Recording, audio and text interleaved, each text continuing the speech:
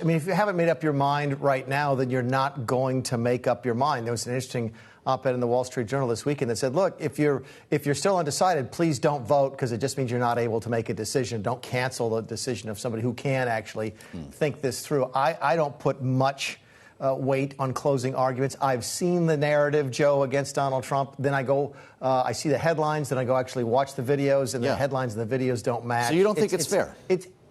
I don't think it's been accurate. I really don't. Look, it's how I describe it to people. If there was a sort of concerted anti-Trump media effort over the course of the last 2 weeks, it would look just like this. I have no evidence that it is. I have nothing but circumstantial evidence. But face it, the headlines have been pretty horrible against him. He didn't say he wanted to shoot Liz Cheney or put her in front of a firing squad. He didn't say he wanted to physically hit Michelle Obama, which is the story that's going out today. I get it. But look, I don't think it makes any difference because there aren't any undecided voters left. I think it's just a question of whether or not the people who know how they want to vote are going to show up and vote. And that's why you're seeing this last-minute run into Pennsylvania, run into Michigan from all the campaigns, because they know that's where the election's going to be won and lost. Well, there may not be many undecided voters left, Mick, but there are recently decided voters, if you believe the New York Times and Siena poll that looked at the battleground states. And it found that the 8% of voters that said they had only just made up their minds polled for Harris by a margin of 11 points, 55 to 44% for Trump. Do you believe that? I'd have to see the actual polling to see. Do I think there might be a bias against Trump in a New York Times poll? Yes, I do. But look, if they're right, then the election will be over on election evening, right? If it's that much of a break from the undecideds to Kamala Harris, then you'll know by 10 o'clock that night as to whether or not she had won. So the proof will be in the pudding. I just hope that if he does win, and I still think this is a coin toss election, there'll be some real scrutiny given to this media coverage in the last couple of weeks, because clearly it has been heavily anti-Trump. We have spent a lot of time with Don Levy, who runs the Siena College survey operation that feeds the New York Times poll, about his methodology, and he's a pretty serious pollster for what it's worth, Mick. But I wonder, just broadly, is there a reckoning for pollsters coming out of this election? This is going to have to break one way or the other here, isn't it? It is. I mean, look, they've been under a great deal of pressure since 2016. Pollsters underpolled Barack Obama in 2012. They underpolled Trump in 16 and 20. Yep. Are they underpolling both of them today? You don't know. But here's a specific example. You look at the Iowa poll that got a lot of attention over the weekend. Oh, my goodness. They're tied in Iowa. 9% undecided. In the weekend before, it was 47 to 44. Last time I checked the math, that only adds up to 91%, which means that 9% in Iowa are supposedly undecided in the weekend of the election. That would be a national news story in and of itself if there were really that many undecided voters. So, but look, politicians like me complain about polls all the time. Every time we're winning, we love the polls. Every time we're losing, we hate the polls. The proof is obviously going to be in the pudding. But let's be honest with each other. The polling industry has had a difficult time properly polling Donald Trump several times over, and they may be having difficulty polling Kamala Harris right now as well. We'll know in about, 48 hours. Well, we'll see if that's true, Mick. We're all bracing ourselves for the potential for a long-haul vote tally here. But as we consider the fact that Donald Trump himself has thrown a lot of cold water on some of the polls that he is seeing, suggestions in these final stages of the race that he actually thinks he's winning by a lot. I wonder if you take that for bluster, or if that may already be sowing the seeds of a contestation of the ultimate results when they come in. Yeah, I mean, if you didn't have 2020 as a data point, you'd look at it and call it bluster, right? But how can you look at it like that after you've got 2020? Is he laying the foundation for challenging the outcome of the elections? By the way, I don't have a difficulty. Tyler did a nice piece on the lead-in about the number of lawsuits. I have no difficulty with lawsuits. I'm fine with lawsuits. Lawsuits are part of the American electoral process. They just are. There's a reason there are people in this world, in this country, who specialize in election law. We do this all of the time.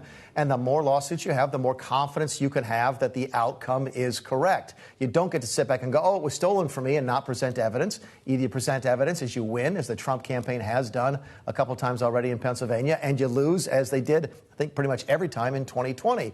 So to your point, is he laying a foundation? Ordinarily, in a rational world, I'd say no. But with the 2020 in hindsight, you say, yeah, he's probably laying a foundation now for challenging the outcome in some fashion. Well, with that said, I know you're sensitive to the markets, Mick. When you've got your eyes on Wall Street here and what might follow Tuesday night, what's your thought on how long it's going to take to call this race and the volatility that we could experience? A lot of investors are hedging themselves for both outcomes right now. Yeah, I saw the VIX number. That doesn't surprise me. I always hate it when you guys give short shrift to the Russell, because it's doing really well today. Don't forget the small Let's caps. go IWM. Give it to us, Mick. That's exactly right. Look, I think it could take a while. I'm giving some speeches next week in Europe, and they're like, look, we want to talk about the outcome of the election. I'm like, there's a really good chance we won't know the outcome of the election. But I know that's what everybody is saying. Let me focus on one thing that is not getting enough attention, I think, which is that the House of Representatives may take the longest to settle. I think the Senate you'll know on election night. Mm-hmm. The White House you might know late into the morning, maybe a day or two later. Arizona's going to take a long time to finish. If it's that close, it could take a week or so. But the House races, California is notoriously slow in reporting final results from House races. I remember 2010, when I got elected, I was having dinners here in January of 2011 with people who didn't know if they were staying or not. So I think the House race could take a lot longer, and that affects the markets almost as much as the White House, because we'll know if we've got divided government or unified government, depending on the outcome of the other two races. So how would you be feeling right now if you're Speaker Johnson, Mick? Both he and Hakeem are on a razor's edge. I know. I talked to some of my Democrat friends. I was in Miami last week with a group of Democrats, and they were really excited about the House, really not excited about the Senate, and starting to get excited about the White House.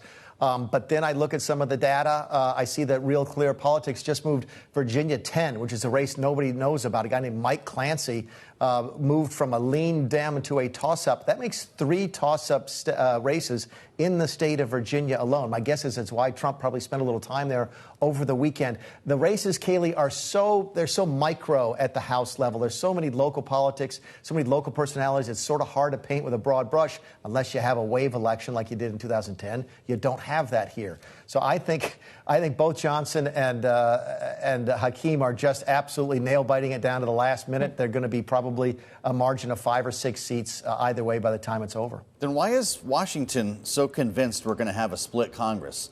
I'm of the mind that this might be why we haven't seen more volatility, or at least losses on Wall Street going into this contest, because it might not matter so much who the president is if you have a Democratic-run House and a Republican-run Senate.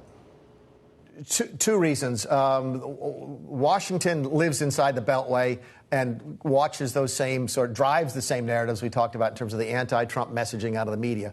Wall Street has always been a miserable predictor of what happens in Washington, D.C. I keep telling my friends on Wall Street, asking somebody on Wall Street what's happening in D.C. is like asking somebody in D.C. what's happening on Wall Street, and nobody would be stupid enough to do that. So the bottom line is that not enough folks nearly get out into the real world. I drove from Raleigh, North Carolina to Charlotte this weekend through the back roads, and I got to tell you, I think you're going to see North Carolina go for Kamala Harris. I think Donald Trump is going to walk to Georgia, a win in Georgia, but may well lose North Carolina. That's a feel you get when you get out into the real world, talk to folks, and get out in New York and D.C.